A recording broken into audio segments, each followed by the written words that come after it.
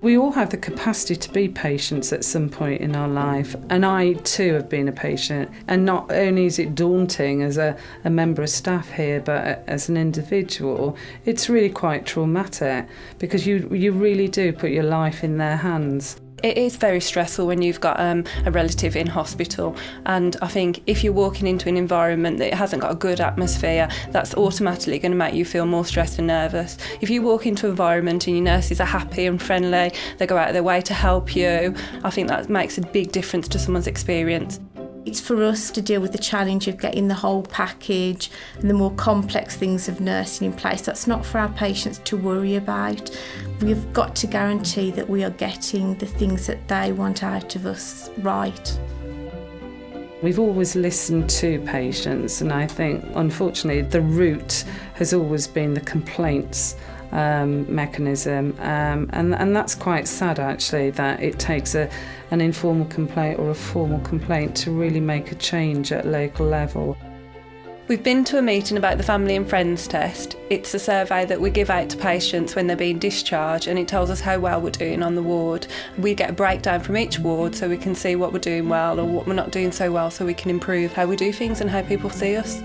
What it does allow us to do is monitor standards very closely, and I think if there are any problems that we can foresee, it will allow us to address them because we monitor everything so closely. It helps with all our quality markers, and patient experience is a big part of that. It's about care and compassion in nursing. It's about patients having a positive experience, about their dignity being maintained, and it also allows nurses to know that they're doing a good job.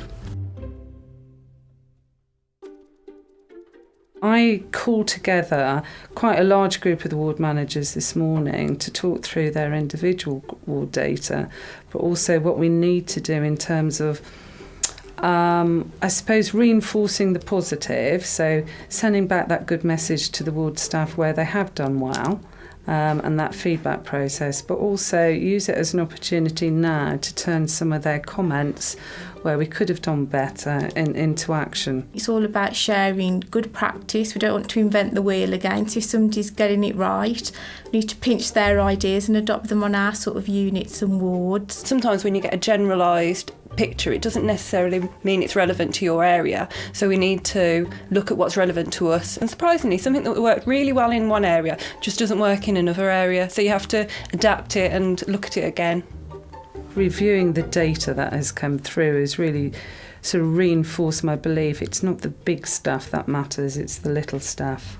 And as crude as that sounds, it is about somebody making eye contact with you, somebody talking to you as if there's no one else about, that real sort of personnel approach. One of the ongoing themes that we've noticed is that patients don't seem to feel that they're involved in discussions around discharge. Now, as nursing staff, we think actually we're probably quite open about it and we are involving them. We try and predict dates of discharge, etc. But their perception is quite different. Often they feel that they aren't included in discussions till the day they're told they're going home. So hopefully we're trying to change that so that we can plan much more openly. Common theme we had on Ward 24 is that we're not answering buzzers promptly. So fed back to the staff about that, and actually one of the staff came up with the answer. So instead of having 4 nurses on an early and 2 on the late, we've put 3 on the whole day now, to try and balance things out and make sure there's more staff on the shop floor. With my results, there were some detractors. There was also a lot of positive, and I think sometimes looking at how many positives we get, and as nurses we don't always get that feedback. We get a lot about the bad stuff, the press, when we're answering complaints, but how much the positive overrules the negative we don't necessarily see. I do believe there is a correlation between the staff experience and the patient experience. And I think a group of highly motivated individuals will go on to give good care and take pride in the care that they give. I think staff who feel devalued or demotivated, it rubs off. And I think inevitably there will be a consequence to that. So I think the two are connected. We've had quite a lot of bad press in nursing, but ultimately nurses do care and we want to make sure people feel cared for. So I think they've embraced it, and we want people to go home and say good things about Ward 24, and we want to feel proud about where we work.